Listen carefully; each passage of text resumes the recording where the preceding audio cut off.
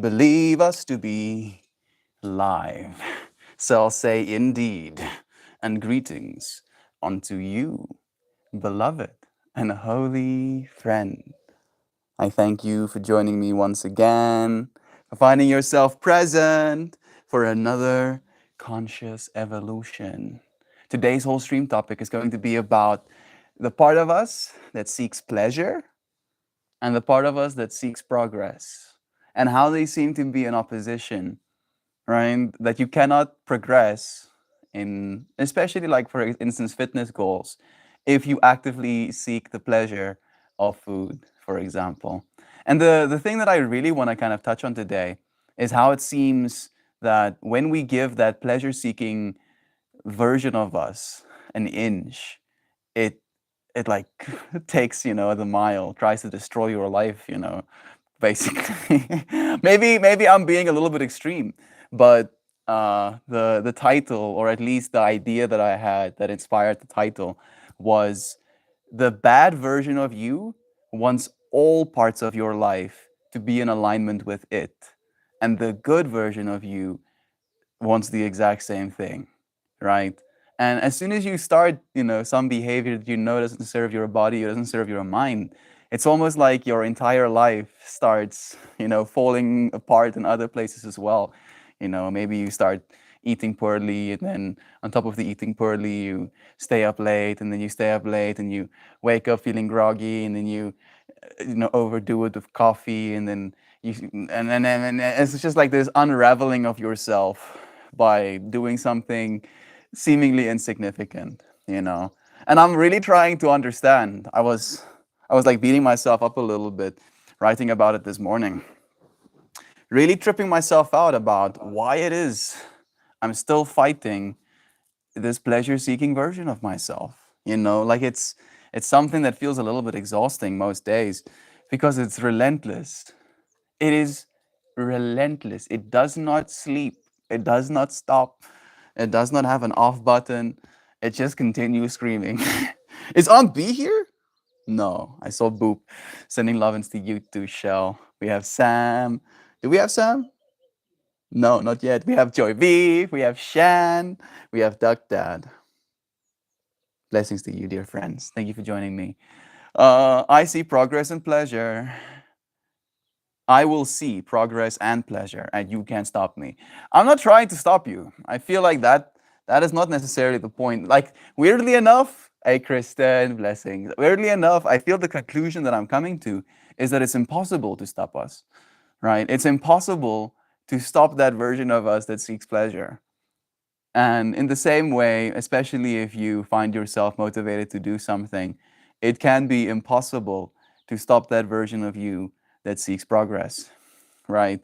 So if both of them are strong, if both of them have equal say in the race, because when you do something completely pleasure oriented, or you continue doing something completely pleasure oriented, the progress version of yourself starts to ruin your life, right? Or at least ruins your quality of life, ruins your experience, ruins your self image, ruins like these kind of parts of yourself, because it's like, bruh, you're not aligning with the highest version of me that I know I already am, And it's like you start to not recognize yourself, and then in that lack of recognition, you start filling the hole that you usually had as the recognition of yourself, with this pleasure seeking behavior.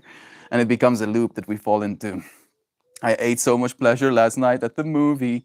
I'm at least 10% closer to diabetes. Bro, me and you both, man. Freaking sugar. Sugar has its filthy little fingers all in my brain. Hey, JZL. It's nice seeing your name here too, dear friend. Lovins again to you, Kristen. Diabetes ain't no laughing matter, Doug. Agreed. It's very serious. Your pancreas not being able to produce insulin means you die if you don't get insulin from outside. That's a little bit of a yikes. Pancreatic cancer also has like one of the lowest survival rates out of all of them, and it's our food. It's directly our food that's doing these stuff to us.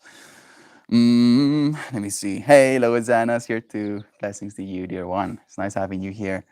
How do you know your kid has ADHD? She spends an hour straight chasing other kids around in the dark field instead of sitting at the movie. I don't even think that's ADHD. I just think that it's a need for community, right? That human beings want to connect with other human beings more than anything. Movies, entertainment, is in a weird way a pseudo connection with human beings, right? Because you can, in watching a show, see human interaction happening in front of you, right? And that can be entertaining. It usually is. But we really do like playing an active role. I feel like that's why we come into this space, right? Because like it is a co-creation. This is not, hey, Brother Dan, this is not the type of content that you normally watch. You know, you actually get to say something like, please ask me about it in the days to come. I think I probably missed some of what Dan said previously. But it's going to be difficult being accountable for all of you wonderful folks that motivate me. All right? Now I'm thinking about motivating Dan, you know, going forward over the next few days. And he's inspired me to maybe tomorrow, the day after that, to say, yeah, Dan, continue going, bro. Love is true. Thank you, friends, for choosing to show up. And again, Dr. Just to like finish my point, I don't think that necessarily is a symptom of ADHD, just a symptom of her trying to be a social creature, as she is, trying to grow those skills because they are skills. You cannot become a social person without socializing. I guess my first message didn't go through. I don't think so. Maybe send it again, Brother Bear, so we can have some context. That's exactly why I can't have sugar. Just a little bit will send me over the edge. It's drugs. Sugar is drugs. 100%, I am convinced, right? Like I feel like the big thing is, you know, it's not lethal. At least not in the short term. It's like a slow but sure crawl, you know, towards a quicker death. Gallows humor for me, Joy. All the men in my family, no matter how fit they got in their 40s.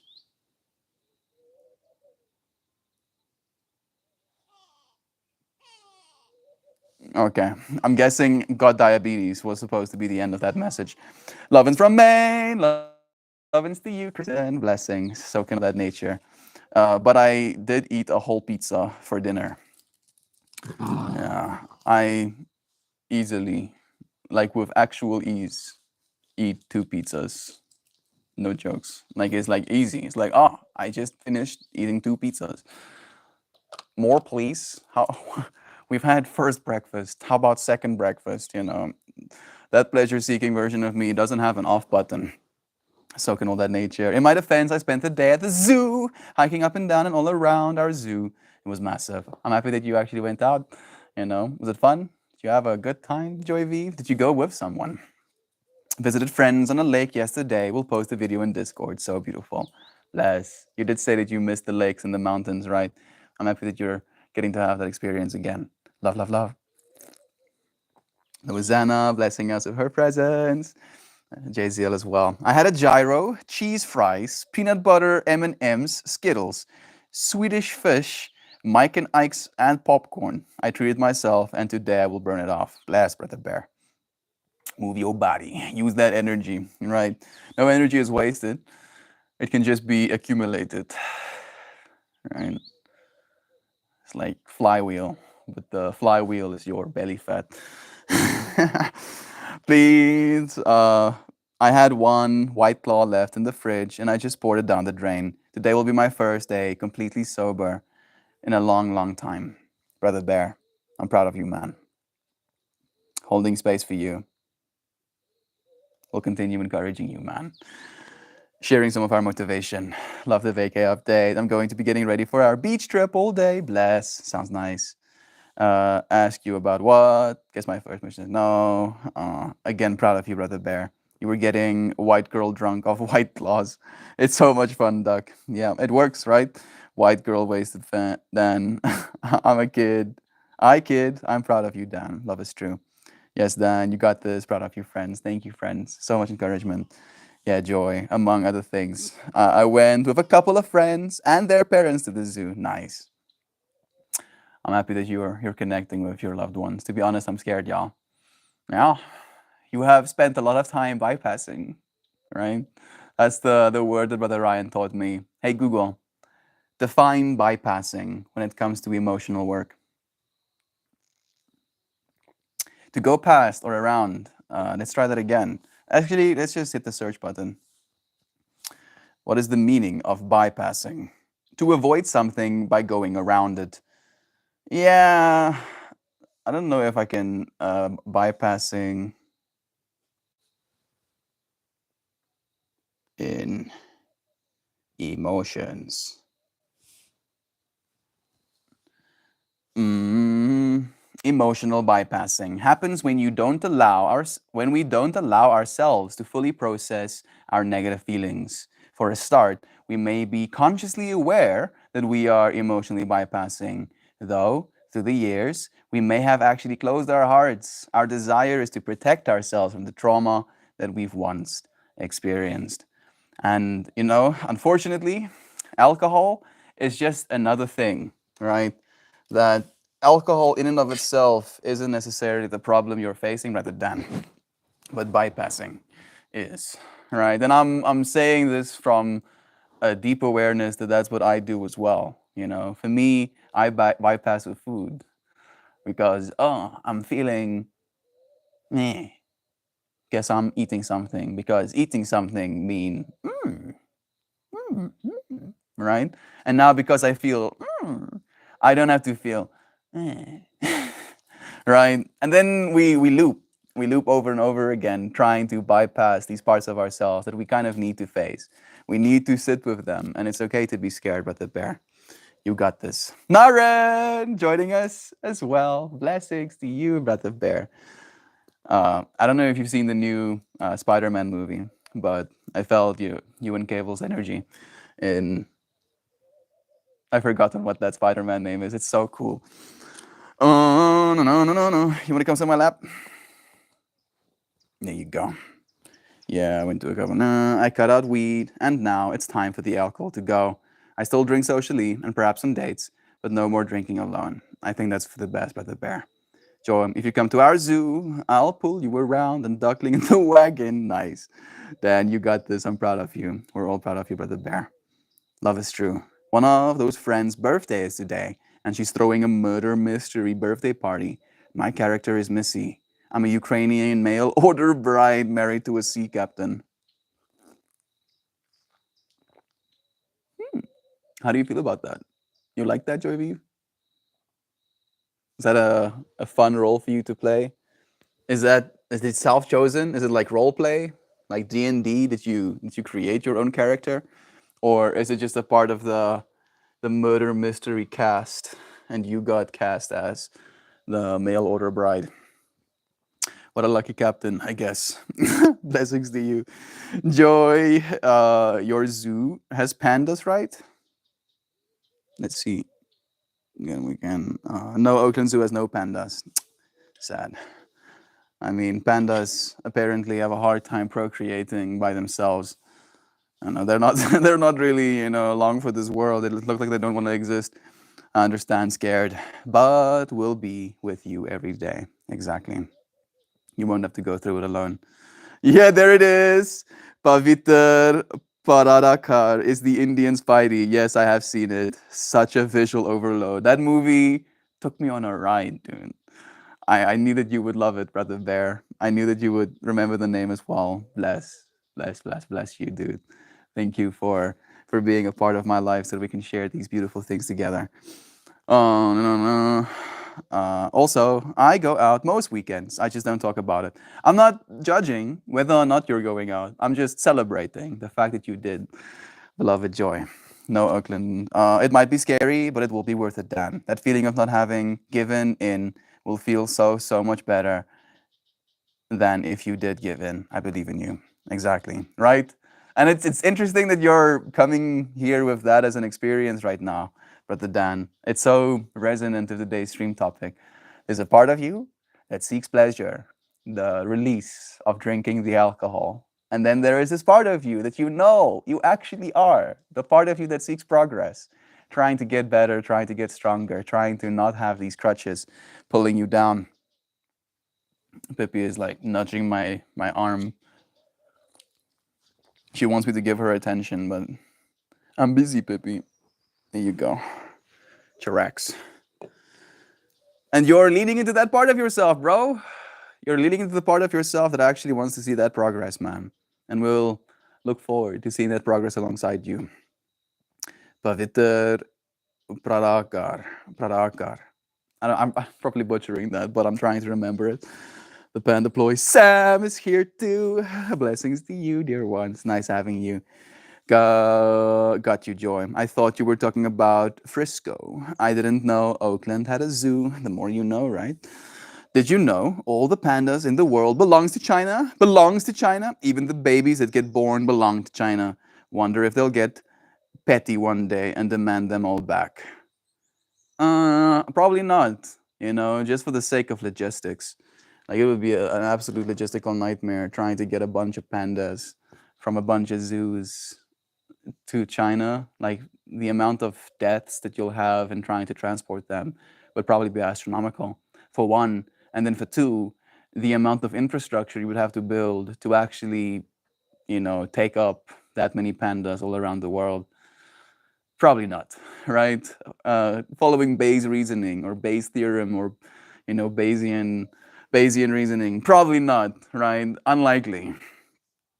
No logistical nightmare is beneath China. I mean, I get what you're saying, but I also don't believe that, right? Because invading Taiwan, for example, would have been a logistical nightmare, essentially, right?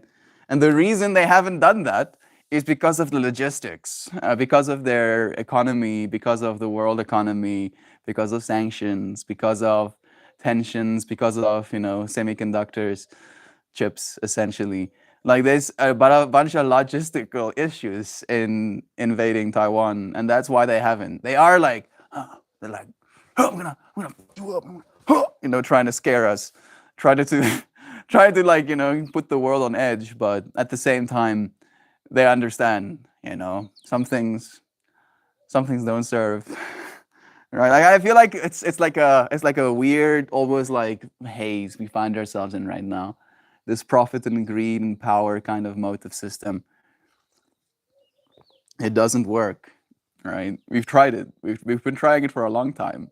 It just ends up hurting more people than it ends up helping, right? And the people that it does benefit is such a small fractal that it doesn't mean anything, right? Trying to think of it from the perspective of progress versus pleasure, you know, it's like applying this salve of pleasure over your society, or at least to some capacity, while at the same time trying to tout progress as invading other countries, right? Like instead of spending our budget on building weapons to try and take land from other people, how about we spend that budget on developing our own land, right? On creating more place, you know, space for food to be cultivated, and putting solar panels up and building affordable housing, right? Like these are the things that we're supposed to be doing. If we actually want to see global success, you know, we have to start focusing inward instead of, you know, pointing a stick at someone else. Yeah, go get him. Go and get him. Very true, Shan. Thank you for the encouragement, y'all. We love you, Dan. We look forward to seeing you progress, bro. That part of you that progresses. Casey, Heather, it's been forever. Such a blessing seeing your name here with us today. We have Lisa as well. Blessings to you, dear friend. Hey there, Ali, joining us too. Hey, Ali. Blessings to you. Say yes to a life that you are willing to let the fullness of it wash through you and carry you into an ever deepening understanding, the understanding of all that you are. I feel like that's very much in sync with today's stream topic, right? Pleasure seeker, progress seeker. Realizing that there is fullness in both, right? Both of them together makes the full version of yourself. Say yes to life that you are willing to let the fullness, both pleasure and progress, of it wash through you and carry you into an ever deepening understanding, the understanding of all that you are. Because all of us seek pleasure and progress in different ways. You know, if I'm an artist, I would seek progress, for example, in my, you know, skills, in how good I am at shading, in my line work, in how good I am at perspective drawing, how good I am at poses, how good I am at faces, how good I am at my own stylized rendition of whatever it is I'm creating, right? Like that would be the progress. But at the same time, there should at least in my mind, be some element of pleasure to that fractal as well. You know, being able to enjoy the process of getting better at your work, enjoying the fact that other people can look at your work and find the fascination, joy, pleasure as well in seeing what you've created, pleasure in being able to sell your work and then earn an income, you know, from your kind of, you know, efforts. Balance. We need balance, right? So much more balance is necessary in our lives. I've missed you all so much. We missed you too, dear one. It's nice having you here now. Sending you blessings. Man, it really is a process. A slow one. The process of becoming what you are takes forever, right? Because what you are is everything, literally. And being everything is very full, right? And you have to let that everything wash through you and carry you into an ever deepening understanding of all that you are. And the only way to get there is to show up, is to be this person that you want to be, right? That's where it comes into like an evidence gathering thing for me, where every single day I gather evidence for the person that I want to be, you know, and it hurts me. It hurts me because I end up gathering evidence that I don't want to be, right? I end up giving myself perspective of like, oh, look at this. I work hard to reach a goal, and then I instantly go and reverse all of this progress that I've made to get towards this goal so that I have a goal again, so that I can make progress towards it again. And then it's like back and forth, back and forth. I saw the post. I haven't listened yet. I was so surprised. You all know about crows. Did you listen to the crow recording I shared? I haven't listened to the crow recording. I'm happy to see that you friends are connecting. For me, practicing drawing and painting is both me working on my skill and almost a meditative exercise. I can be absorbed in it for hours and not notice the passage of time. Writing is the same. Bless. I'm so happy to hear that, Ali. That version of you that seeks progress almost outside of time, right? That's the way I'm interpreting what you just said to me.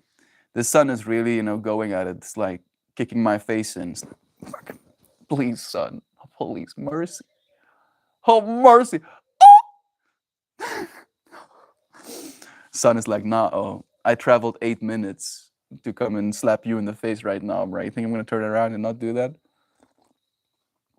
I just want the trees to start serving me soon. Soon. Zano joining us too, talking about artists, you know. Did all your papers get wet again, Mel? No, they didn't. My papers are still dry, fortunately. Thank you for asking. I still have some left, Joy Vive. All of the papers I have is the ones that you gave me right now. I have been good with them. I haven't smoked more than one joint in a day in months, at least 2 months now. Right? I feel like a single joint in a day is a pretty appropriate use case, right? I still feel like I want to stop completely, but I realize when I do, the version of me that seeks progress starts screaming. Like instead of me being able to sit and appreciate, have pleasure in anything, there's this version of me that's just screaming. And I'm like, this is why I started smoking weed. Okay, I get it. I get it.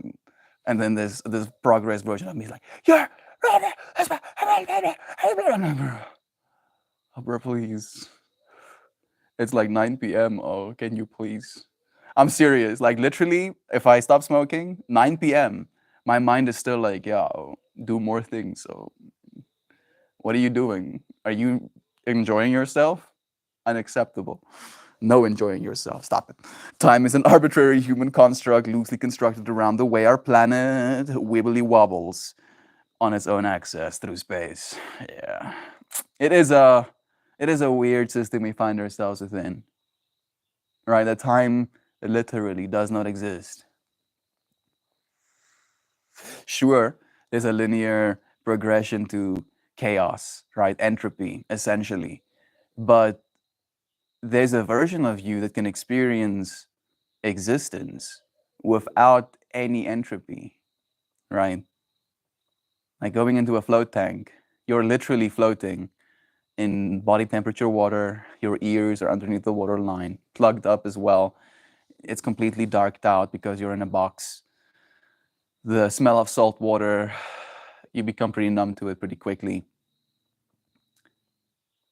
And then you just find yourself in essentially liminal space, a timeless reality, right? And there's nothing to happen. There's nothing to break down. There's nothing that can experience any entropy or change. And it really kind of communicates to this underlying part of ourselves that exists beyond time.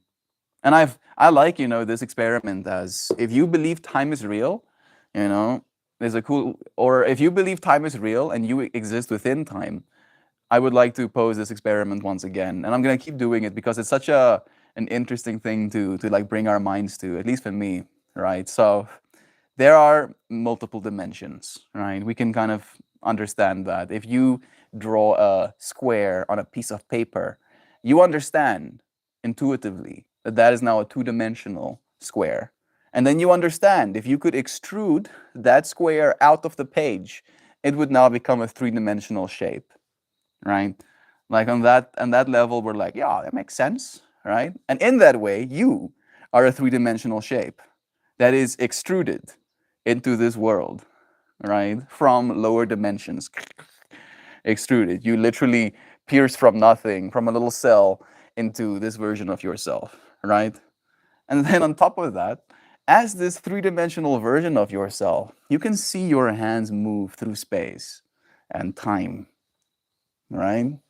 You can notice the difference, the change that's happening right in front of your eyes. In my mind, meaning that your awareness exists outside of time because you can literally witness it happening, right? Like it's like a TV screen. It happens outside of you because you're seeing it. You can like walk up to it and touch it. But still, that experience of the TV screen is created internally inside of your brain. And it's the same thing for time. You create it. You're the one that made it. We have been taught how to. We've been conditioned, essentially. There's a bunch of cool experiments that they did. One experiment on monkeys, and I don't know if this is inhumane. Might be a little bit, causing any other creature discomfort. Might not be very cool. But they basically put 5 monkeys in a cage. Hey, Joe Schmo, blessings to you, bro. They put 5 monkeys in a cage, or apes, or baboons, primates, right? Whatever, in a cage. And then they hang a banana at the top of the cage. And then as soon as one of the monkeys, hey, Nancy, as soon as one of the monkeys try and climb up the cage, all of them from all directions get sprayed with icy cold water, And no creature, when it's nice and dry and cozy, likes being sprayed with cold water, right? So they instantly, start learning, oh, if you climb up and try and get that banana, you get sprayed with cold water. And eventually, they would start beating on one of the monkeys if they even considered going up to go and get the banana. And then they replaced one of the monkeys with a new one. And the first thing the monkey tried to do is climb up and get the banana. And he gets his ass handed to him by the other monkeys, learning the lesson of no climb up and get banana. And then they keep replacing all of the monkeys that were a part of the initial experiment that got to learn the lesson themselves. And even though none of those monkeys have been sprayed by water, every single one of them have been conditioned to believe if you get, you're not allowed to get the banana. You're going to get, beat up. You're doing something wrong if you try and get the banana. And they did the same thing with humans, right? Where they have like a whole row of people, paid actors essentially. And then a new person comes in and sits down with them. And then there's like a ting that goes off, and then everybody stands up and sits back down. And the new person sees this. And then it goes ding, and everybody stands up and sits back down. And before you know it, the new person starts standing up as well. And then obviously they start replacing, moment by moment, all of the paid actors with new people that aren't a part of the in group of the experiment. And literally before you know it, every single new person adopts the behavior as well. If the thing goes off, people stand up, right? And like I feel like that is where we find ourselves constantly, right? Like that conditioning, that filter we put in front of our reality. And time is literally that thing, right? At a certain time of day, you hear ting, and then you get up and you brush your teeth and you get in a car and then you drive to your job and then you work your job, and then a ting goes off at the end of the day, and now that means you're allowed to go home, right? And that's like the overarching one that a lot of us are kind of being subjected to. But then there's the lower dimensional ones that happen inside of you when it comes to your behavior, right? Never mind even the behavior of having to try and continue surviving and going to work day by day. But now the behavior of what do you do when you're not at work, right? And there being these external things that happen in your environment that end up influencing you in that exact same way, right? You experience a ting. Am I a ting monkey? Maybe. Maybe all of us are ting monkeys, right? And we're trying to unting ourselves right now to realize that there is a part of you that seeks pleasure and a part of you that seeks progress. And I feel like maybe that's the thing that I'm really trying to talk to. Not so much the fact that this might be a part of our current reality, but very much so the fact that we might be able to choose what things we respond to, one, even though that's hard, and two, becoming aware that there are significantly more things that tell us to seek pleasure than there are things to tell us to seek progress, right? Because progress can be painful. And we instinctively run away from pain and towards pleasure, right? And giving ourselves that understanding and being like, how many things in my life do I respond to that lead to pleasure seeking behavior, right? And we're not drawing lines and saying you're bad if you do one or the other.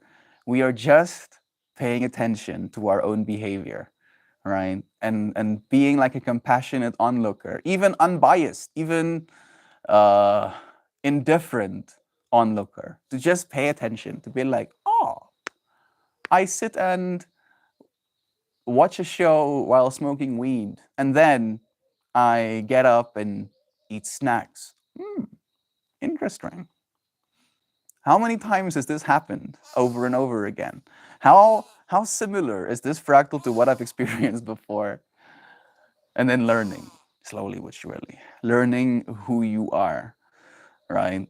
And I feel only from that perspective, from that moment on, can you, I don't even know if you can hope to change, but you can at least be aware of your own behavior. I feel like there's less guilt in understanding in that way.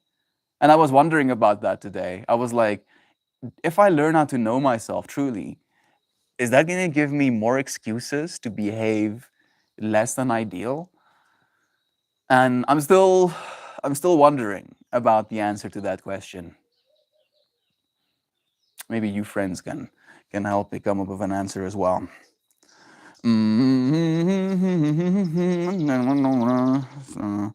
I should live stream a crow event sometime, or at least record one. 100%. Make the crow stream. You can. There's like I think there's a Rick and Morty episode about that as well. The crow episode. Fall in love with the crows. I should stream live stream sometimes. I'm listening again all the time. You weigh me gibberish.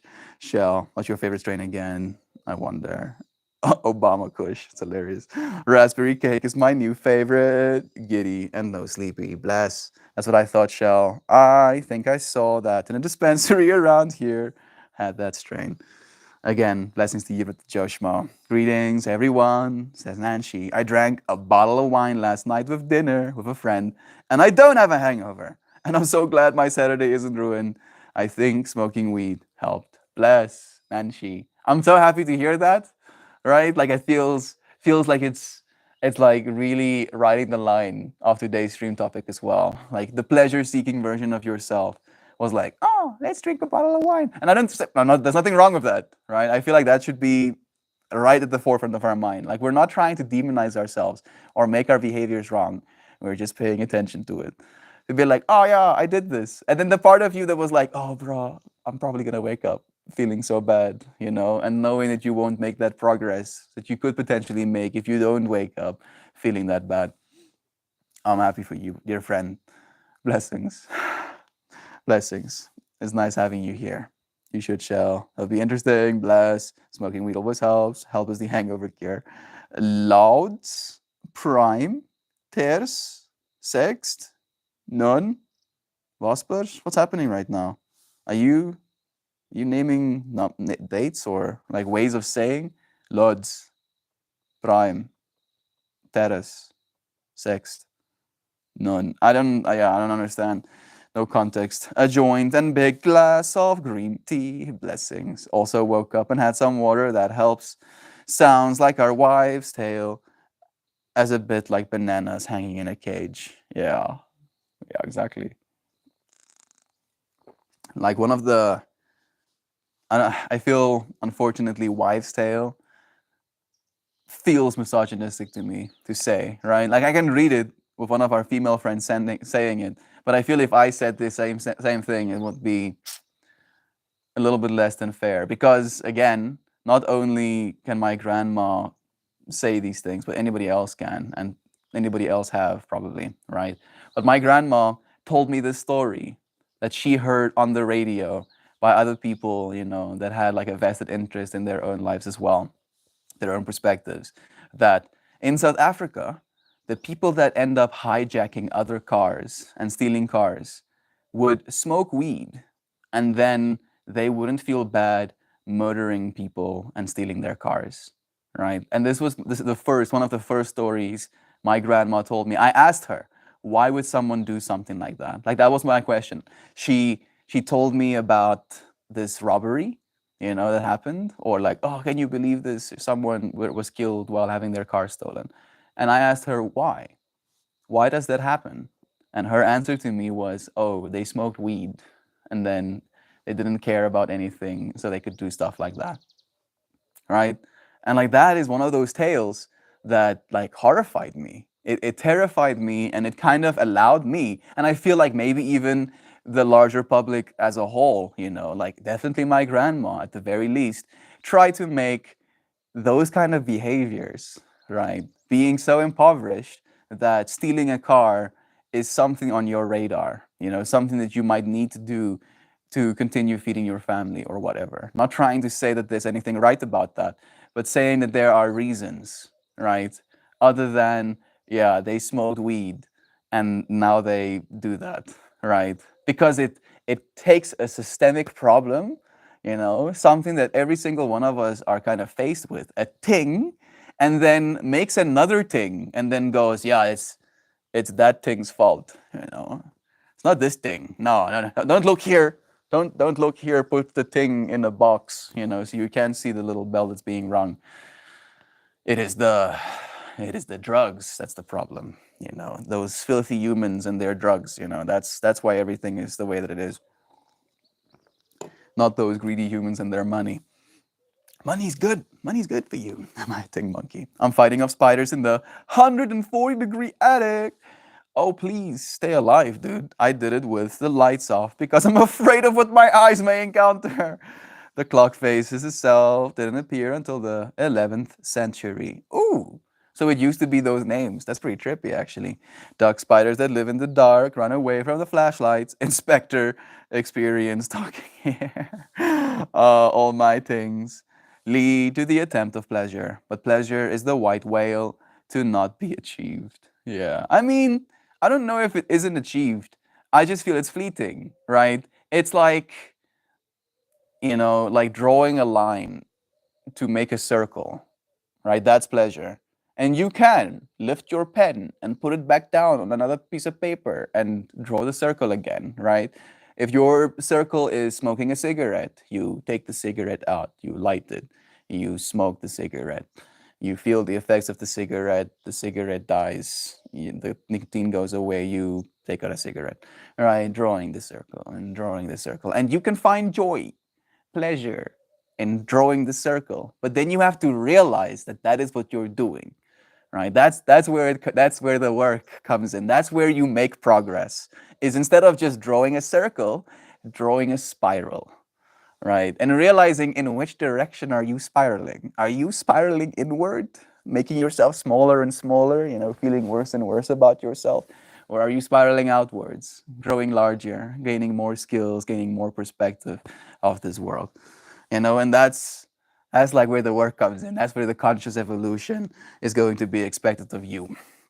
And it is a hard and it's a relentless, because it's very easy. It's easier to draw a circle than it is to draw a spiral, especially since we have, at least in our minds, finite room to grow, right? Like we believe we reach a point in ourselves where we're like, oh yeah, now I'm grown. I'm now grown. No. Mm-mm. Right? Like think about how much you've changed up till this moment, right? How many different versions of yourself that you've been. And then when we think about the future, we don't assume that the same amount of change is probably going to continue happening, right? And embrace that. Embrace that there is limitless potential still for you in your life. Progress to be made, not demonizing the pleasure seeker, but realizing that the progress maker is the one that you actually are, right? That's the true version of yourself. The pleasure seeker is just the one drawing circles. Doritos burn really well. If you're out of any campfire starter, the more you know, Doritos can be used to start fires. Mm, can I have a bowl, please? You want some fire starters? What's wrong with you? Good to know. Would a flaming torch work a la mommy? I mean, I would recommend you don't use fire inside of your attic. Not thinking that you're going to burn your attic down, but believing that through Bayesian reasoning, it would be easier to, right? When like use fire inside the attic that's already warm, right? Like things might already be, dry. There might be, insulation on the floor, or I don't know what your attic situation is, but no, please don't use fire in the attic. That's the easiest way to light things on fire. Shell, you need to eat Doritos to keep Melty from being tempted. Take one for the team. Doritos burn. No, Duck. I have a story about my dad doing that and setting himself on fire. There we go. I was like, please no, don't do that. And then Shell literally has a story about her dad setting himself on fire. I feel like that's worse, right? I was like tripping out about setting the attic on fire, but setting yourself on fire, don't do it. Those cobwebs are flammable and sticky AF. There we go. Mel needs to clarify what is Dorito flavor of choices. The blue one. Hey Google, what is the blue flavor of Doritos chips? Weirdos chips. Nice. Doritos.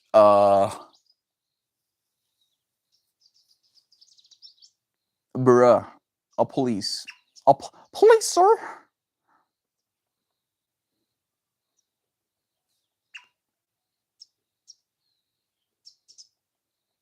Mm, Cool Ranch. Cool Ranch, the classic flavor. Guess I'm basic.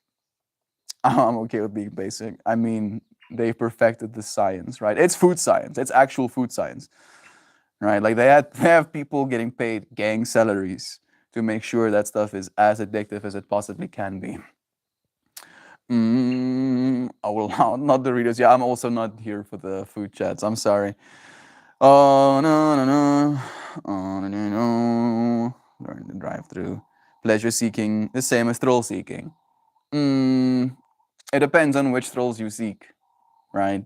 If it becomes habitual, circle drawing, right? Like You can seek the thrill of bungee jumping, you know, and you can be like, yeah, I want to seek that thrill. And you go and you bungee jump, and then you have that experience.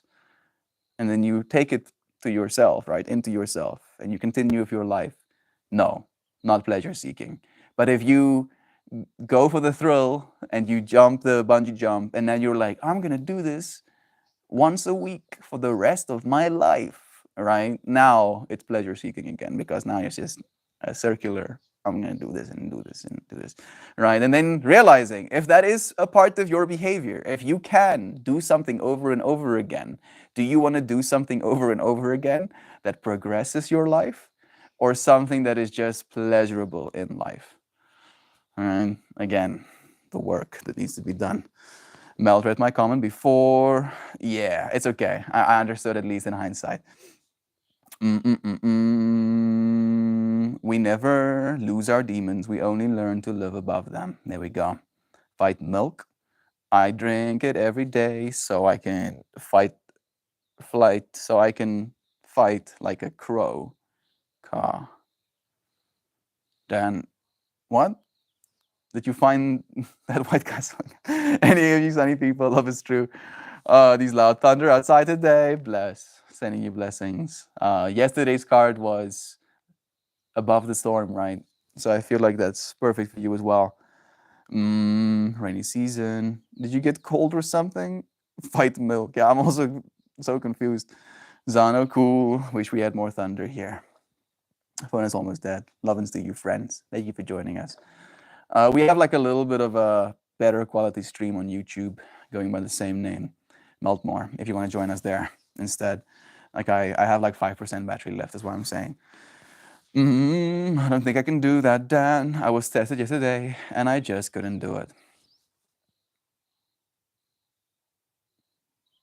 Did you get cold or something? I think she has the cold. Zano, cool. Wish we had more thunder here.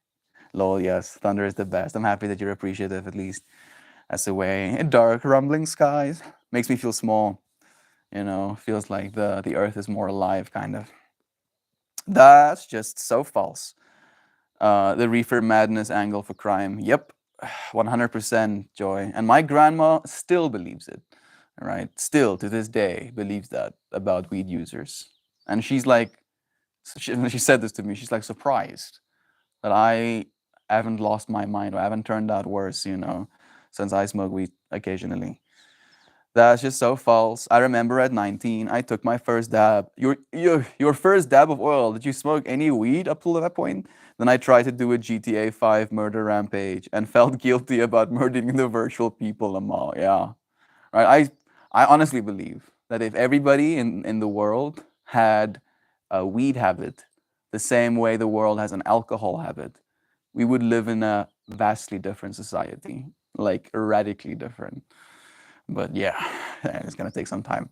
I just saw a father and a daughter running out in the rain and him freaking saying, "Run faster! It's raining harder." What the fuck? I mean, maybe he doesn't like being wet. Maybe they have to go somewhere. Maybe they have to go to school right now and they don't want to have ruined hair or something. I don't know. The story is that intermission should be less boring and forever taking down. The lighting, fires for fun stage was really fun. Yeah, we were there for a while even. Zano, they've made of fondue and don't want to melt. They're made of fondue. Fondant? I don't know what the word is. Icing, you know, and they don't want to melt. I see, Sam. Yeah, boredom. It gets us in trouble sometimes. Yep, chat is on fire today. Love is true. You know who gets in trouble, Dan? People who get caught. It reminds me of a memory of playing in the heavy rain, and my dad grabbed a rake and held it up in the middle of the street and let out a battle cry in front of me and my sister. That's pretty cool. Dad cosplaying beside even better. Angel. Angle is probably the right word to use. Angle. It is angel. Angel on your shoulder. What she do? Devil on the other side. Would Sam? We're just too hilly to have good thunderstorms in California. Yeah, have you been in the thunder east of the Mississippi? Sam, that is so true. I don't teach my little guy to run from the rain. When it's warm and it rains, you always ran out and splashed in the puddles. It was also something exciting to me for a long time. The way that I got conditioned into coming inside when it was raining outside is that I was only allowed to watch television when there was daylight if it was raining, right? So literally, as like the drops, like fall on the ground, as soon as my visual sensors impressed that a water droplet just hit the soil and made that little curly, mud ball, I was like running, running inside the home, plugging in one of my VHS tapes because we weren't allowed to have cable television because cable television was made by the devil. So I had my VHS tapes that my parents approved of. Road to El Dorado, watched that so many times. Lilo and Stitch, Into Oblivion. I even had, if I can remember the name, that movie with the kid that goes on a spaceship, pirate spaceship essentially. Hey Google, what's that movie where a kid goes on a pirate spaceship and then somebody gets killed? Space Raiders, nah. Animated movie. I'm gonna search.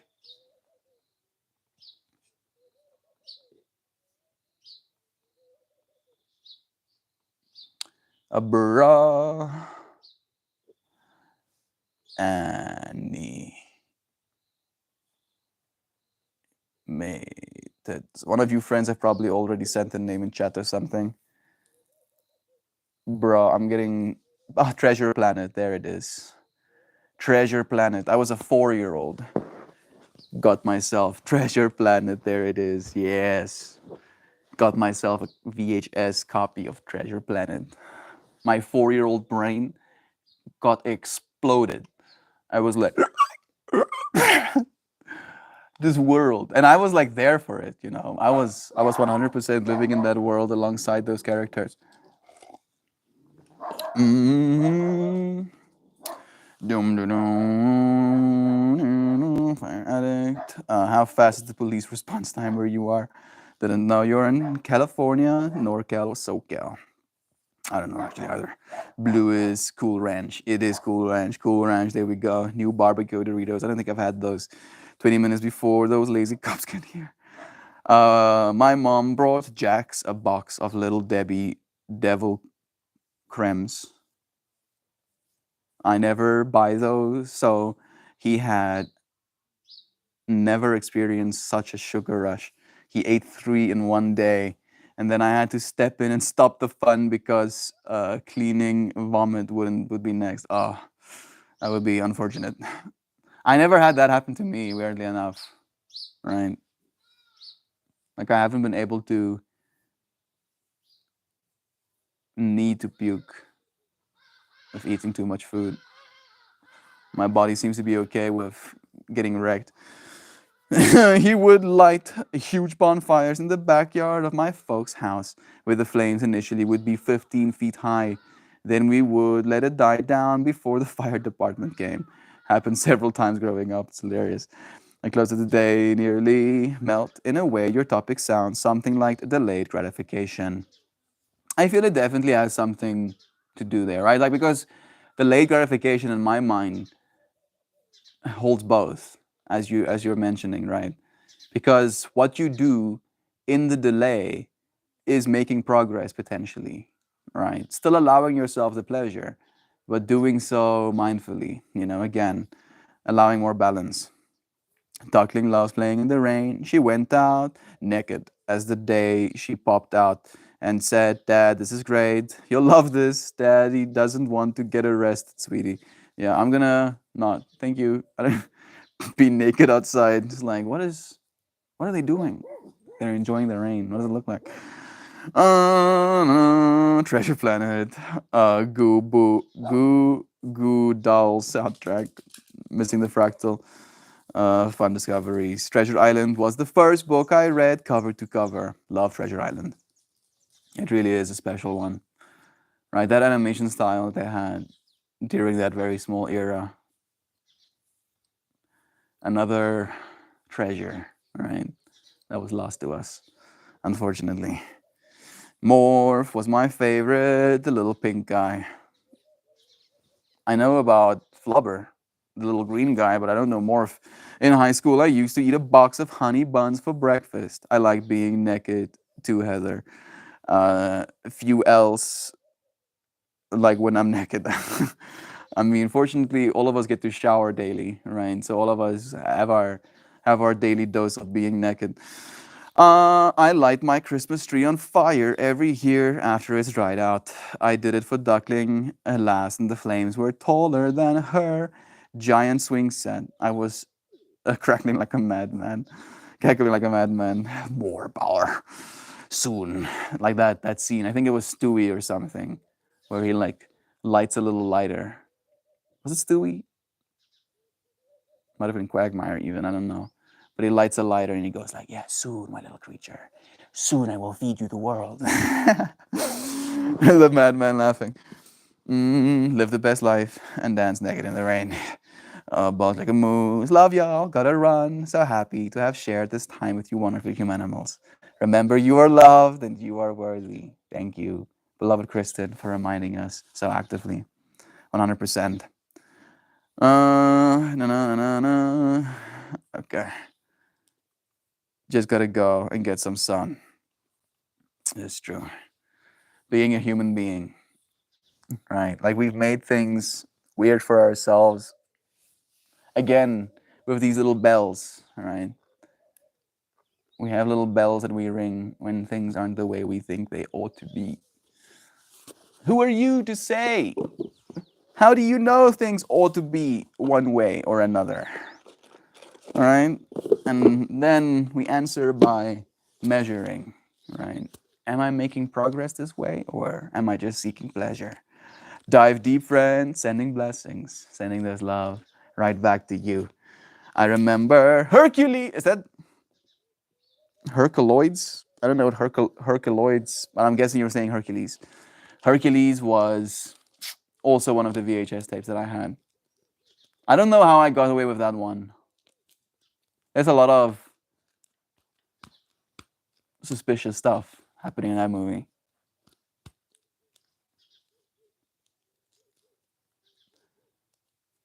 I'm like, I'm trying to understand right now. Like, wait a second.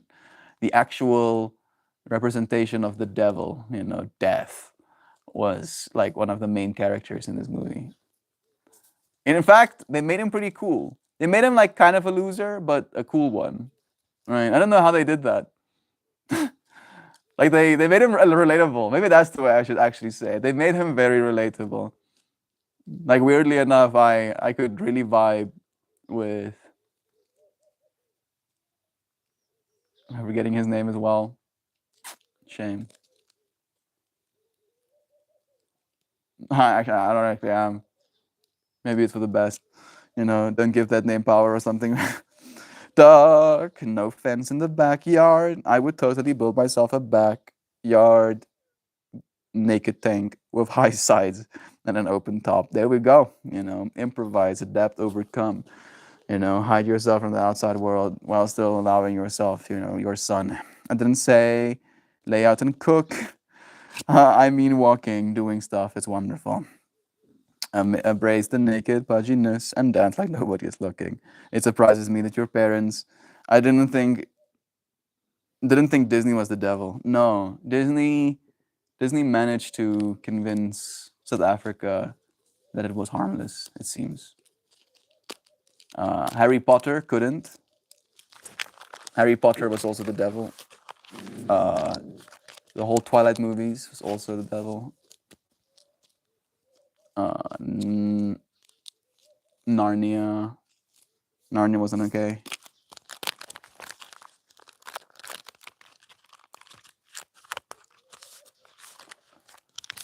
It's like a bunch of big ones that wasn't cool. We've never had cable television. Never. I think about that. I have never in my life had cable television, not even for a single day. I have, however, had internet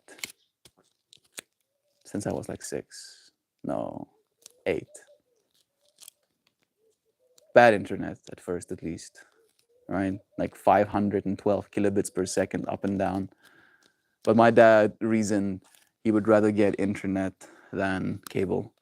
And I can't help but agree. Narnia wasn't okay? Yeah, Narnia wasn't okay because there were talking lions and witches and magic and creatures with horns and hoofs for legs like the devil. No, no go. Do-do-do-do.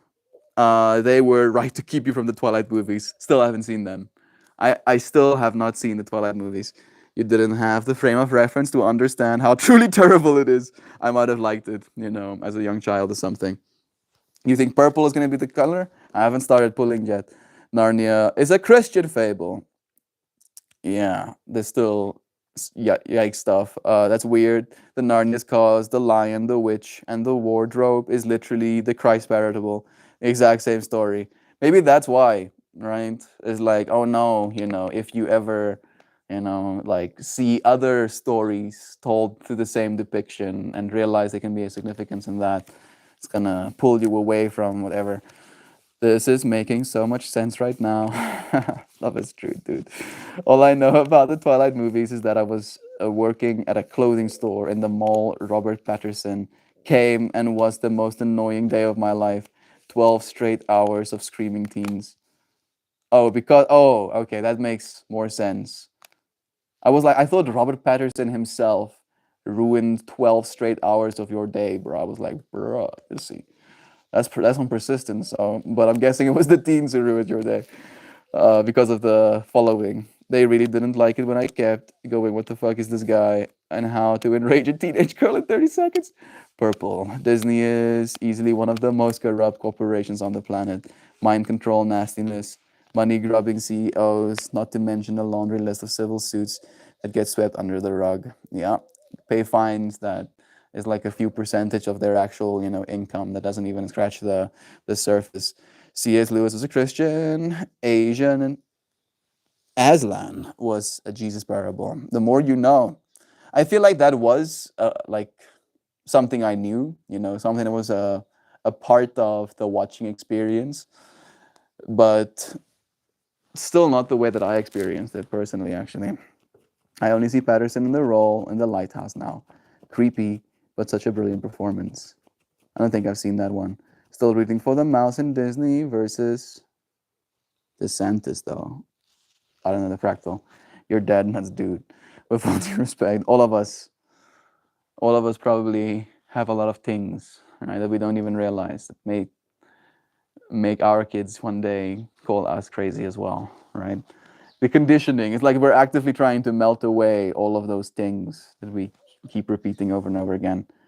I'm still praying for tsunamis. I hope not, Brother Bear. Maybe praying so that tsunamis don't happen.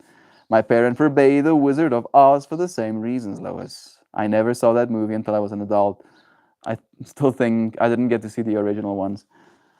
My bestest Disney gripe is the pushing that all the girls have to be princesses. Yeah, the storytelling device of princesses, I feel like was pretty popularized by Barbie as well. It's like a long time coming kind of thing. Literally nothing is the same. Yeah. My daughter has shown no interest in not going to lie. I'm pretty happy about it. But it's all the other parents look at us like we're terrible because we don't have Elsa Barbie. So much yikes. Disney also said that you can be a badass lady mechanic, like no one is, and no one ever talks about her. I don't know badass lady mechanic. Hey Google, badass lady mechanic from Disney.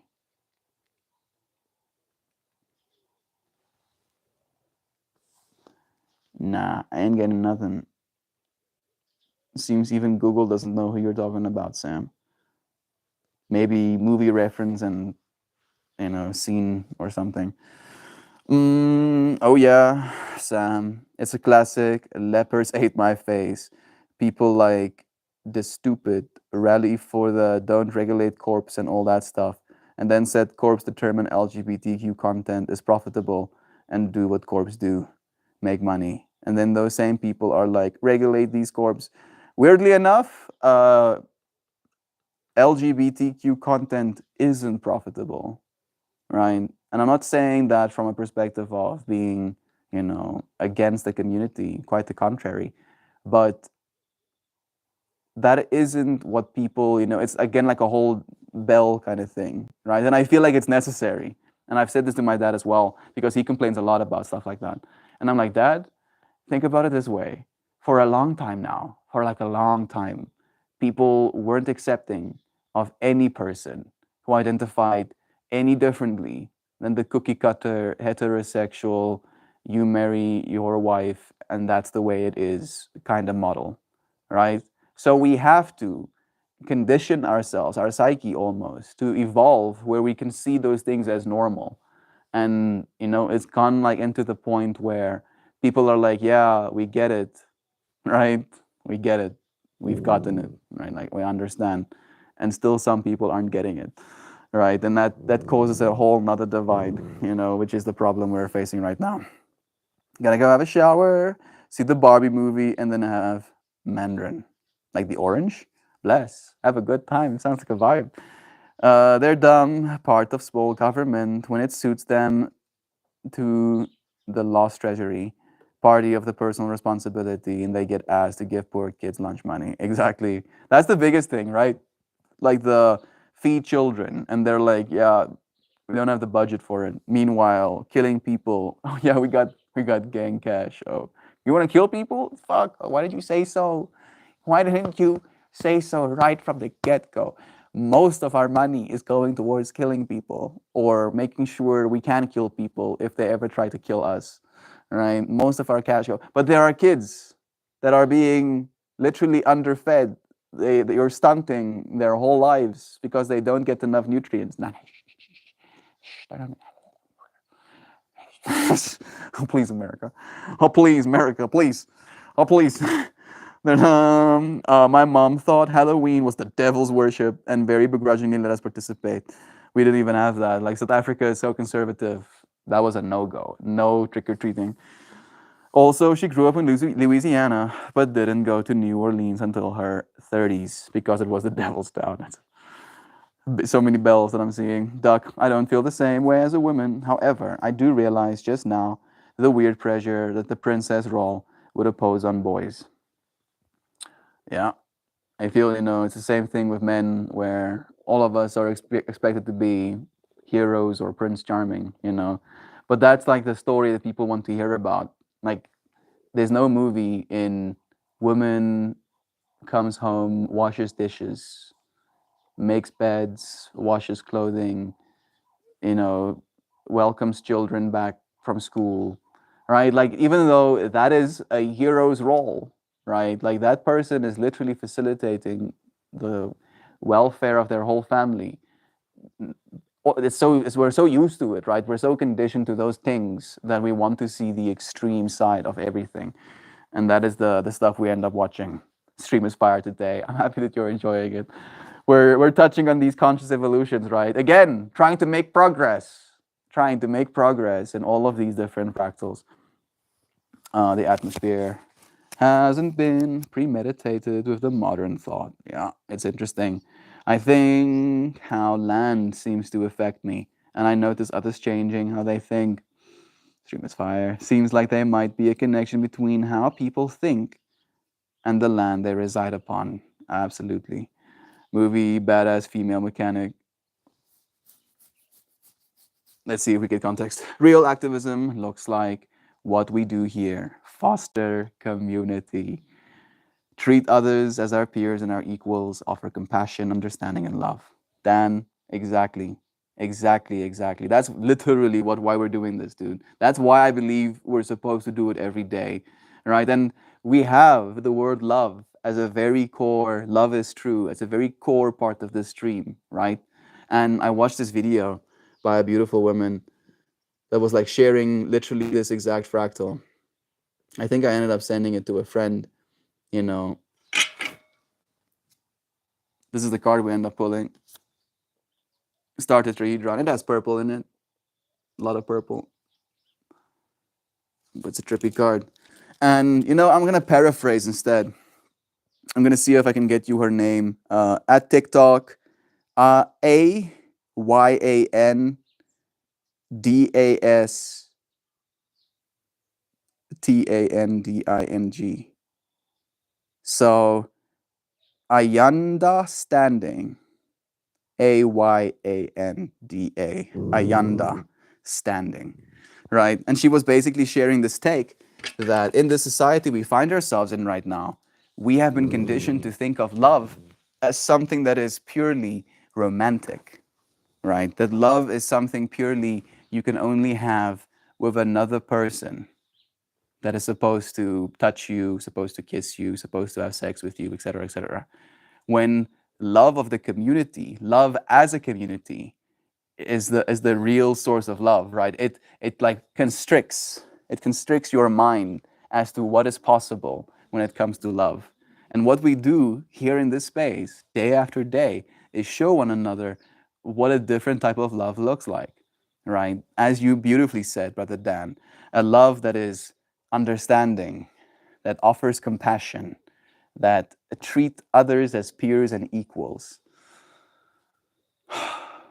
You friends truly make this world a better place. If only for me, if only for the people you have in this space with you, realize that you are literally making the world a better place. Right? Isn't that something to rejoice within? The star tetrahedron. Let's read what it means.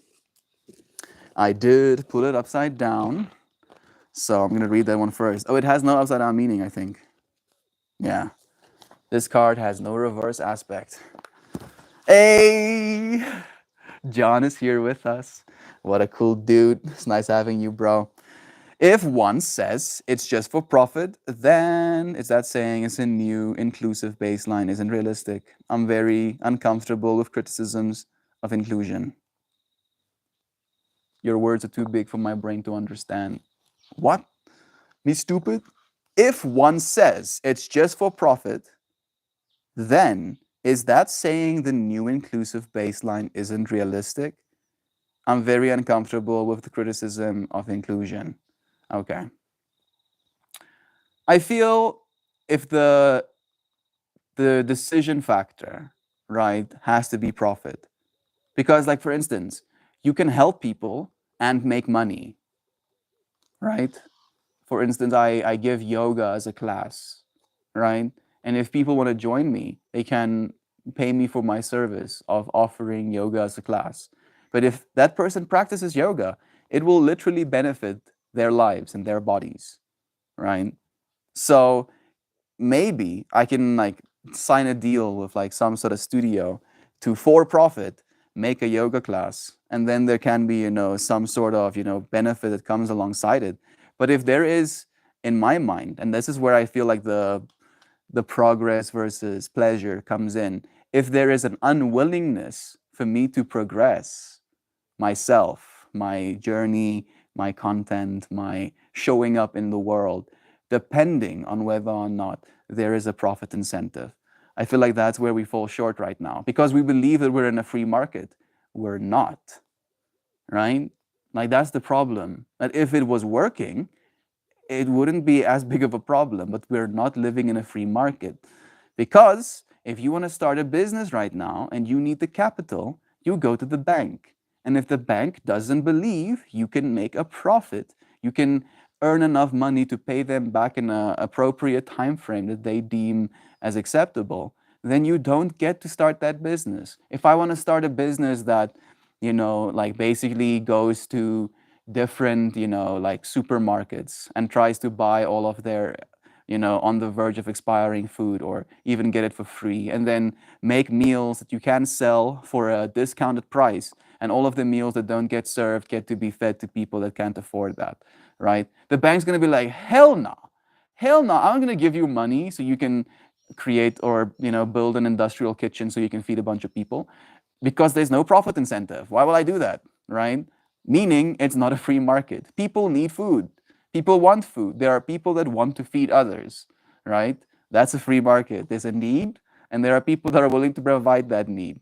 But this gap that we have right now, where we're like an illusion, like we have flaps on our eyes, we don't see the fractal that's right in front of us, is literally that things aren't working the way they're supposed to. There's a control on it being only for profit. So where did you hear, Brother Dan?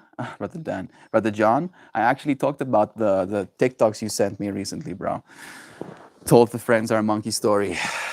Much love from John and Louise. Love to you too. Blessings. It's nice having you. Let me read these comments and then I'm gonna read what this card means. Did I speak? Mel, I just noticed your mustache. Stop. I also now noticed my mustache. Are you willing to shave the rest so I can see what you would look like with only the mustache? This is so cursed. I've never actually done that.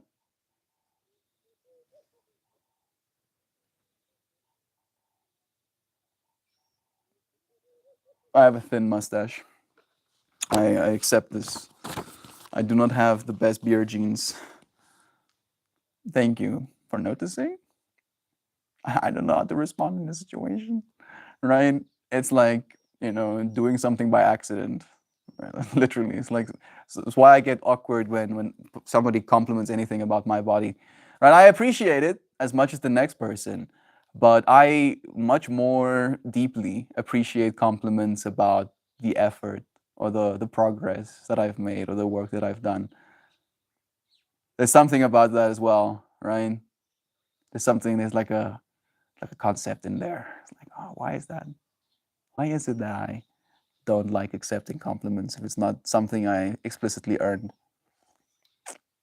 Conditioning, probably in part. There's some conditioning. Thank you. Nonetheless, thank you. I appreciate it, Nancy. That's nice of you to say. I'm laughing, thinking about Melt Fractal of Robert Patterson following me around for 12 hours being annoying.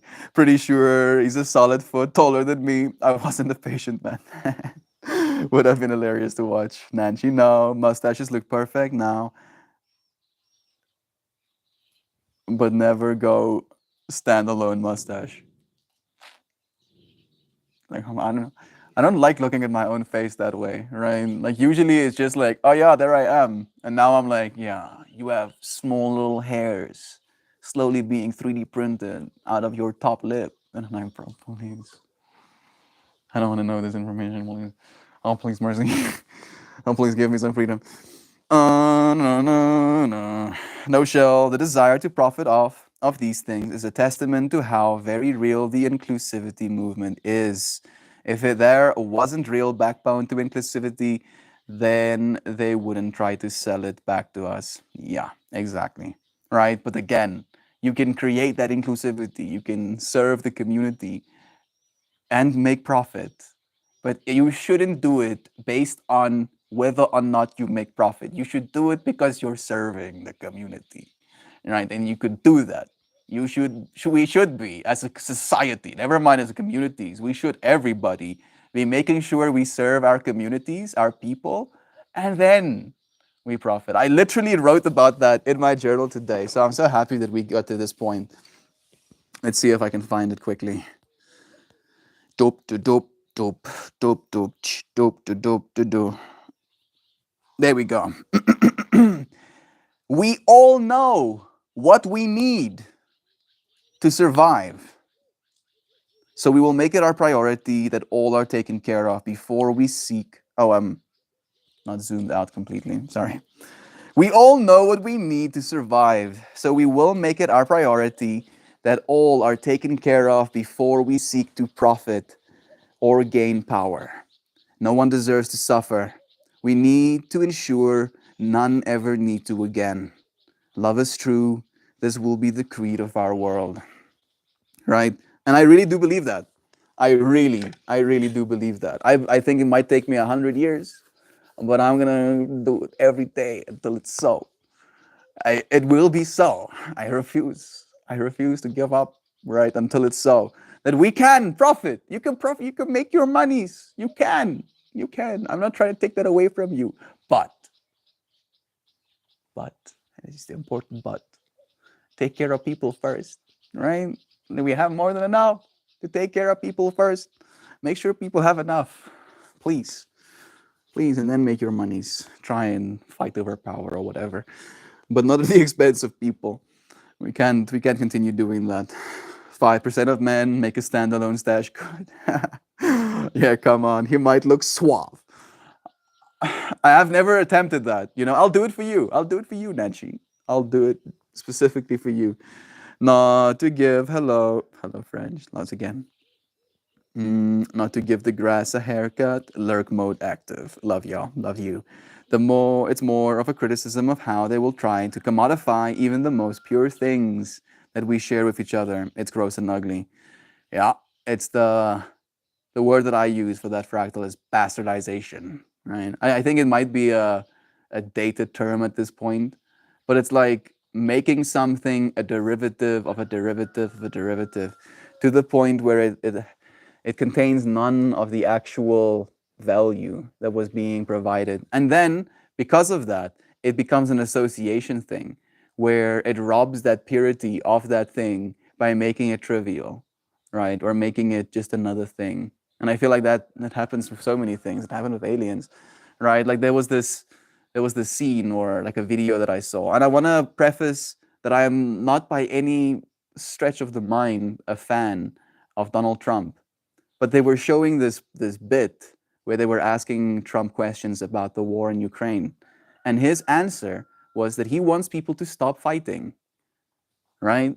That is what he wanted, is for people to stop fighting, for that behavior to cease, for people to stop killing one another, because people are actually dying.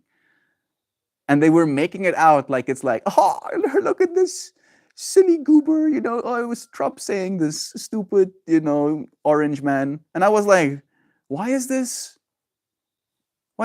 weird, right? Like, how are we so desensitized at this point that we take actual reasonable answers and make it out to be some sort of joke? Like it's not possible. And that is the most concerning part of it for me right now. It's more of a criticism. I'm kidding. I'm totally kidding. Melt looks wonderful no matter what he does. I know he will read this and go, thank you for drawing attention to the fact that I have face hairs. I'm uncomfortable. That's exactly what happened. Are you a mind reader, Duck Dan? Or have you just noticed how I react? Like I have a hard time being a person most days, right? I don't actually consider myself one. Actually, like it's like an association thing, right? Like for a lot of us, and that's kind of like how we're conditioned to be. It's our thing. We become identified with being a person from a young age because that's what's expected of us. You see other people coming up to you and being like, "I'm a person. I'm a person. I'm a person," and you go, "Oh, you're a person. I'm a person. I'm a person. I'm a person," and then the other person goes, "Yeah, you're a person. I'm person. I'm person." All right, and then that goes back and forth. And usually, I mean, we talk about the stuff that comes alongside being a person, but the actual fact of my personness, it eludes me. Like I feel it's a point of pain, essentially. Like it hurts. It hurts being a person. It straight up hurts. And I don't identify with that hurting part of myself, or at least I try not to.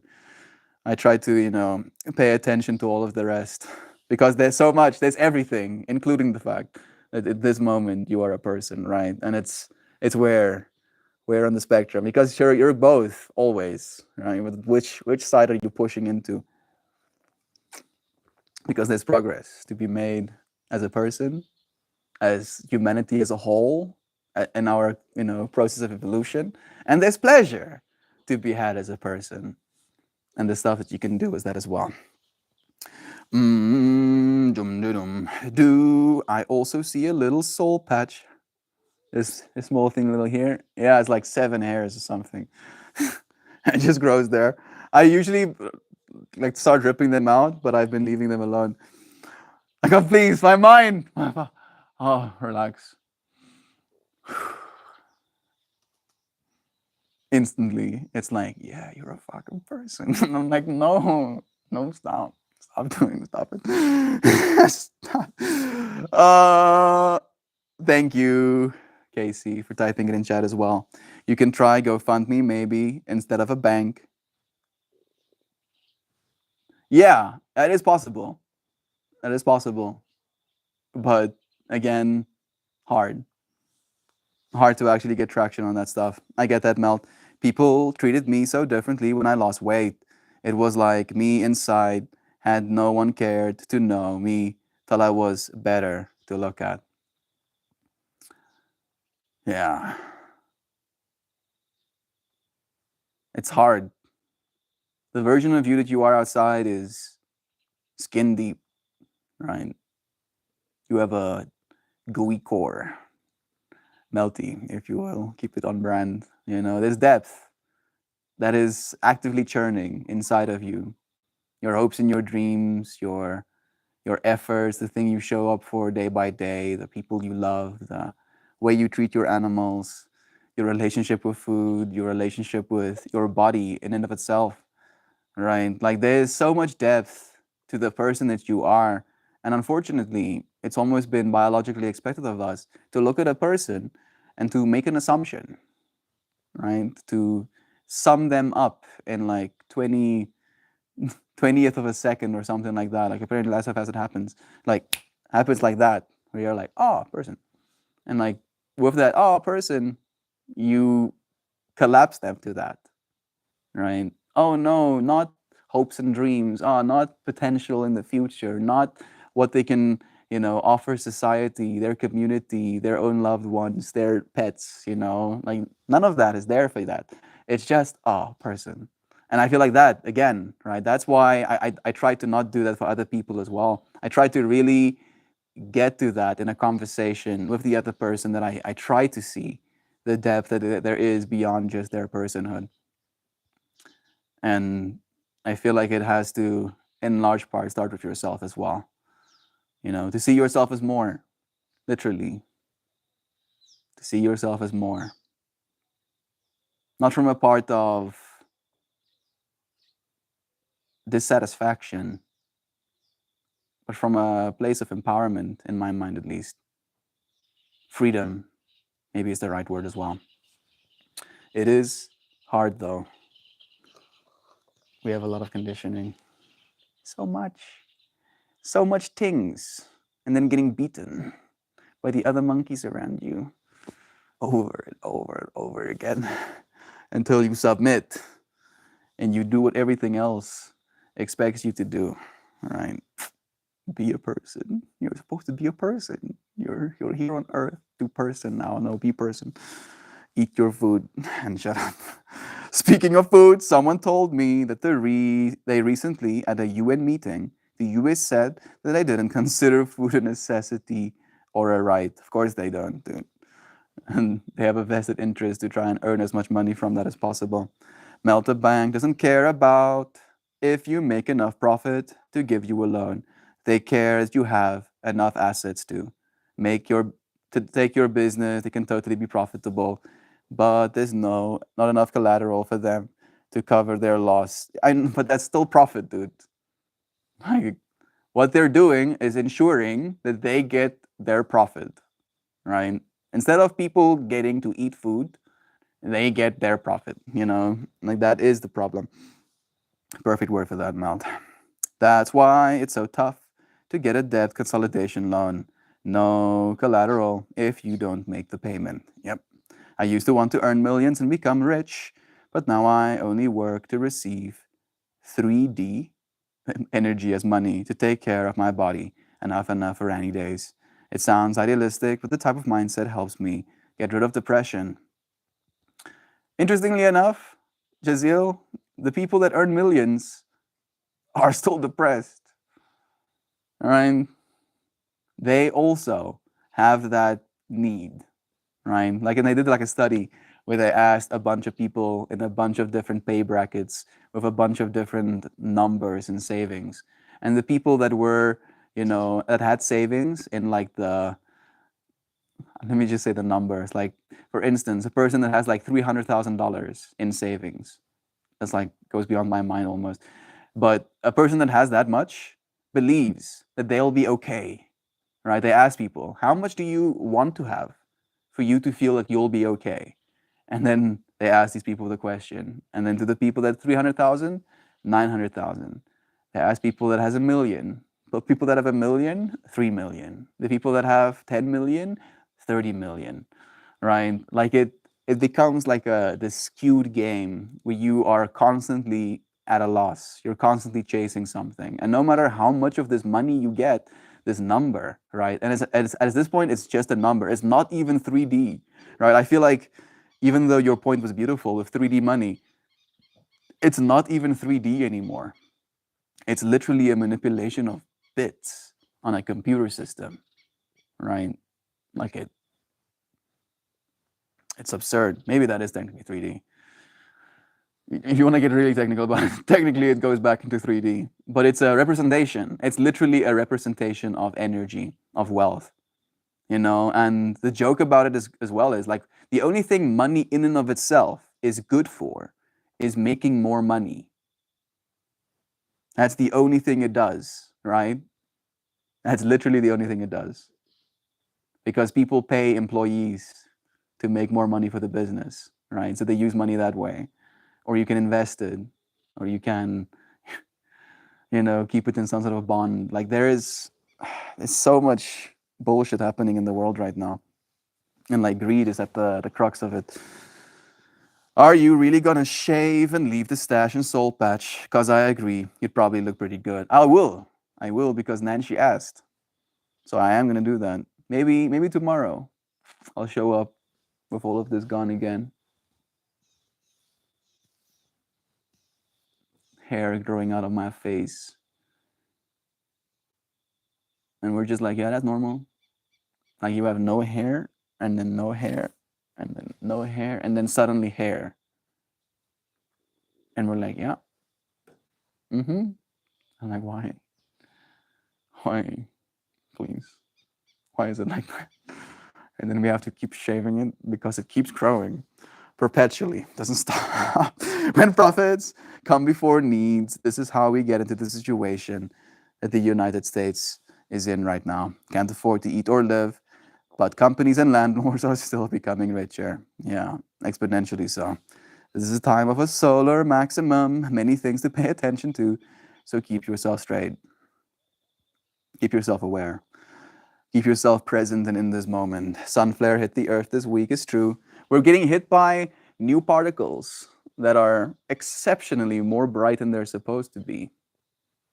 Isn't that interesting? Yeah. It's like literally we're getting an influx of light coming to Earth. And it happened at approximately the same time that we actually achieved fusion on planet Earth as well. So there's some weird stuff happening. Melt having deep hair thoughts. I don't know if they're deep, but they are tripping me out. Currently shaving my head. Nice.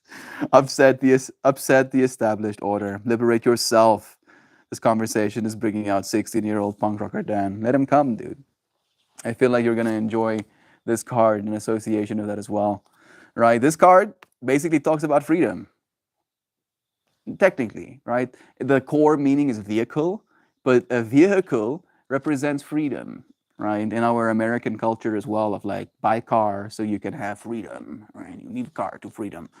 You are that, right? Like on an energetic level, there is this triangle, right? Three-dimensional triangle that extends downwards, and then there's another one that extends upwards, and then they spin counterclockwise, creating like an energy field that sucks through them. And that makes a torus that goes around your body.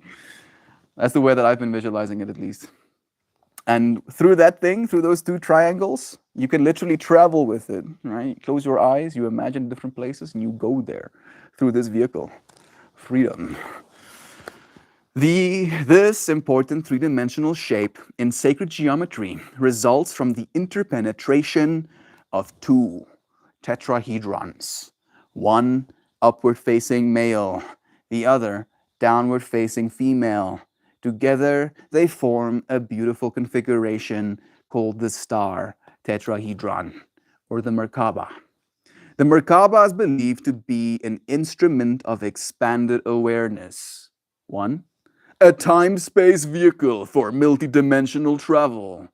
Two, and a path towards ascension. Choosing this card connects you with the aspect of your being, Yossi. Now my brain's getting melted. Now officially. I was like, yeah, this card is so in sync. And now I'm like getting my ass kicked again.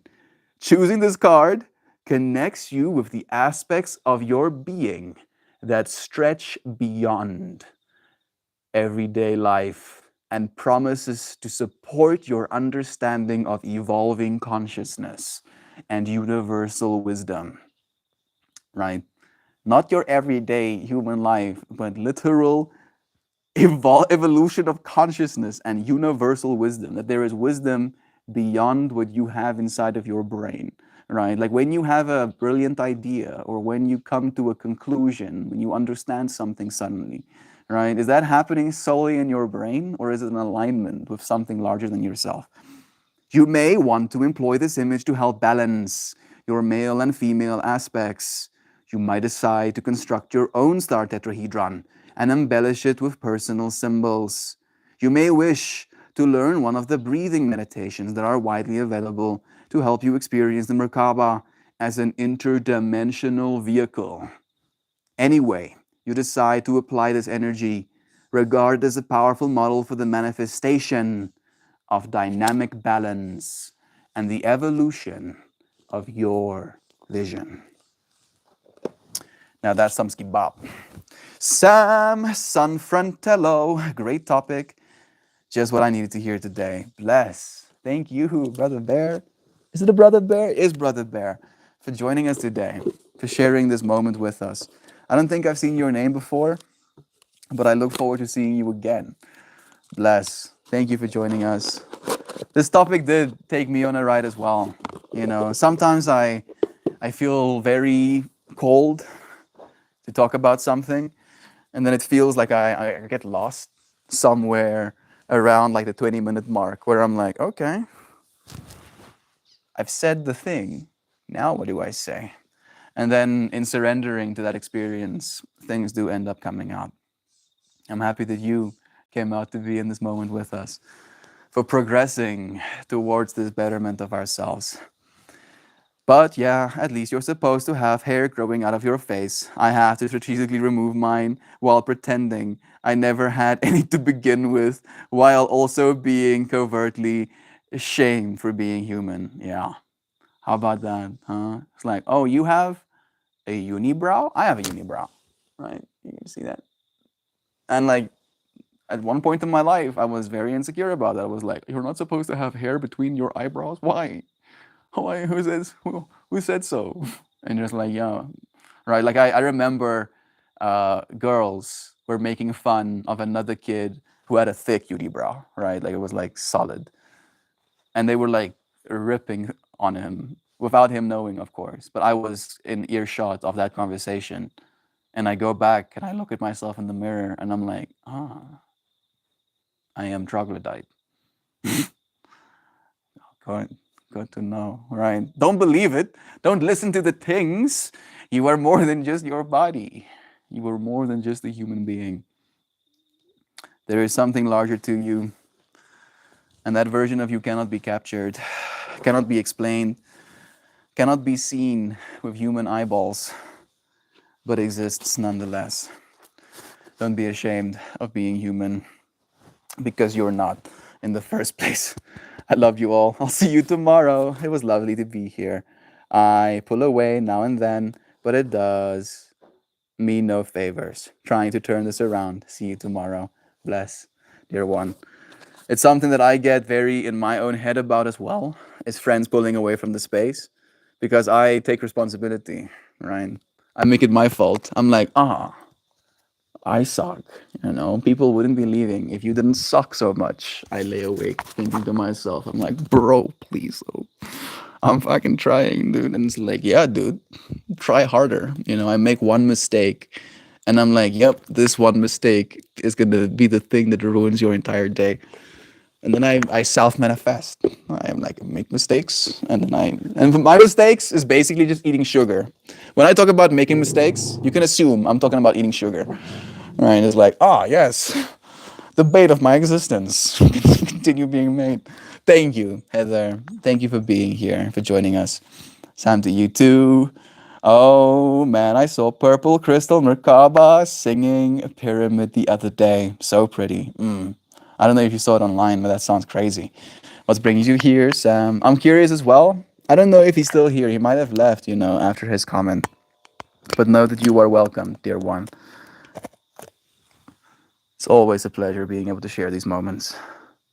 A friend commented on one of the short videos where he was like, bro, I haven't seen you since your talk show or something like that. And I'm like, oh, I haven't stopped. You know, maybe that's Sam. Who knows? Maybe Sam saw that message and came and found the stream or something. You wanna come sit on my lap again? Pippi is like standing ominously. Come, come. There you go. It's so cool, Melt. I'll send you a pic. Please do. I've been lurking and I get confused. No, it's fine, Sam. We have two Sams now. Sam Doss. Over here dying on my couch. I'm happy that you're having fun. Joy, bless, bless, bless, bless. Like just imagining that there's one person in the world that's like smiling right now, right? Isn't that fantastic to even think about? Okay, I have my kalimba out. Pippi, relax. The indecisiveness of like, you know, now I want to be on your lap. Now I'm gonna be off your lap again. Okay, I knew it. Now I want to do it again. Kalimba time. I look around. Turn around. I missed a bunch, but I don't worry. Smiles for miles, homies of Hometus. What? What? What did I just read? I guess it's probably like a meme. Or we need two more shells and two more Shans and one more Sam and two more ducks. I'm just grateful to have you. Right? I don't even have to know your name, and I can be grateful for you being here with me. Are we ready to play some karimba? Let's go. Let me like this.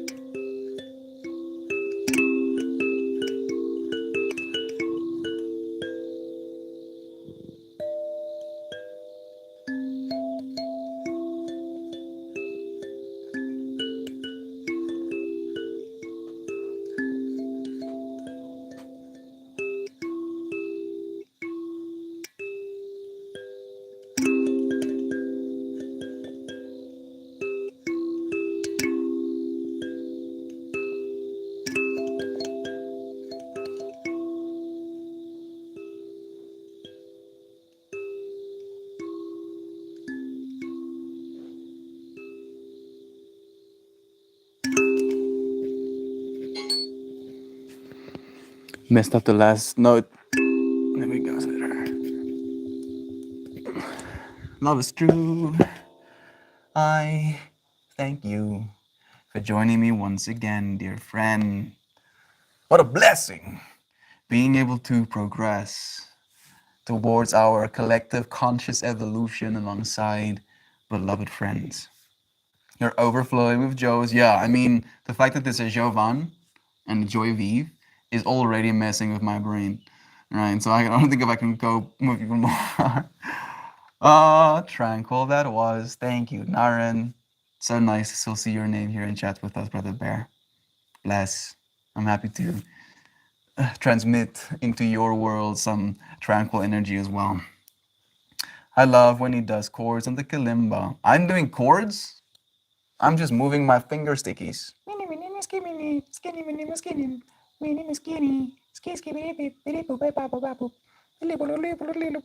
And that's literally what's happening inside my brain.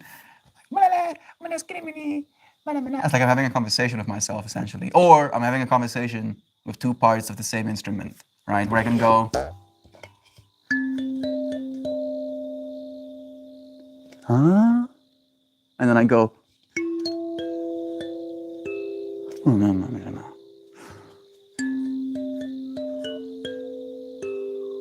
Huh?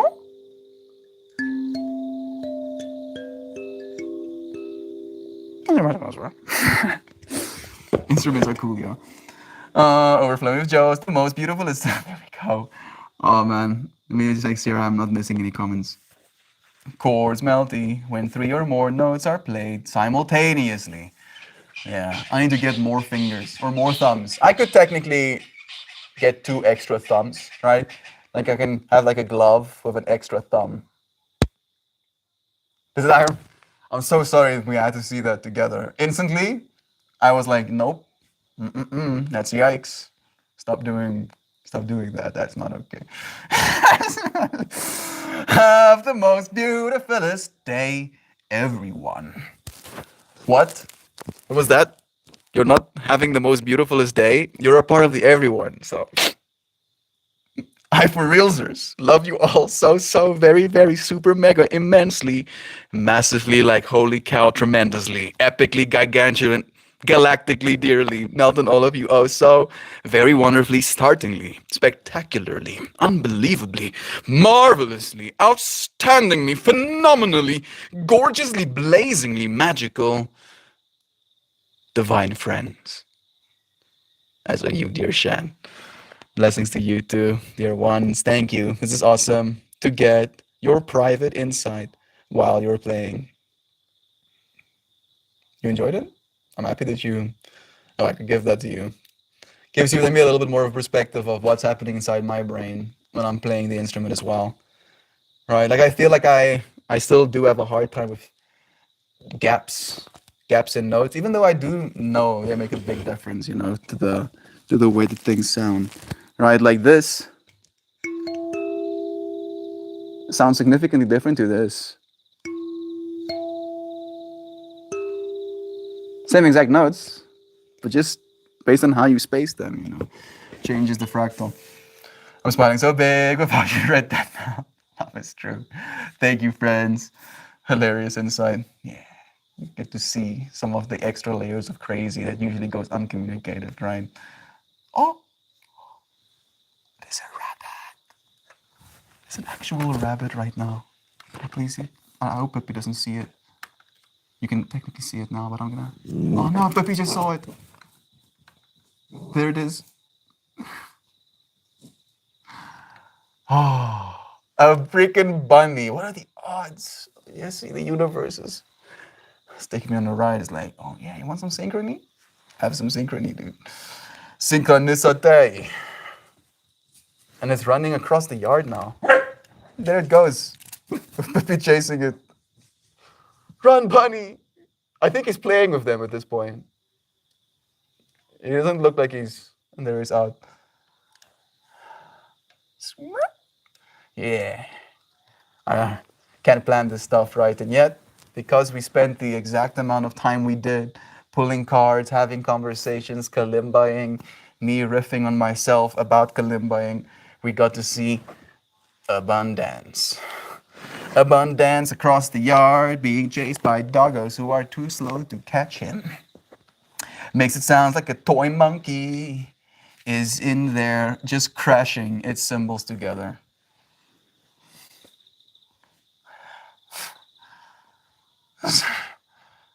Should I leave? I mean, it's not far off, yo. Like, I do consider myself a little bit intelligent, like a little bit, right? But I fully understand that I am no Einstein, right? And I also fully understand that I don't have to be, right? Like, I'm no less of a person because I'm not Einstein. I get to be me, and I get to experience and explore and participate in this world from that me that I am. And you friends fortunately appreciate and share alongside me. Do the same for yourself. Kalimba is Taco Bell of instruments, few notes mixed together for your delight. Exactly. I saw it. I'm so happy that you did. That's here. It's normal to run bun bun. To round bun bun? That's a hare. Oh, technically true. That is actually a hare, like Wild Rabbit. It's not a bun bun. You're right. Your dogs aren't exactly made for speed. They're kind of low to the ground. And you got them stumpy legs, it's true. All right, maybe it's for the best. That poor rabbit would have been dinner if it wasn't the case. Blessings to you. Thank you for joining me again. 74? I'm on 66 on that phone. 29 on this one. Gob's number is 27, right? Sending him lovin's as well. Thank you, Melton friends. Thank you, Jaziel. Thank you, everyone. If you still find yourself here, blessings. Eternal blessings melts over your life, leaving a line of cushioning that will keep you safe. I'll see you again soon to apply another salve. And until then, I'll see you tomorrow. I'm so sorry. I'm looking forward to spending more time with you again tomorrow.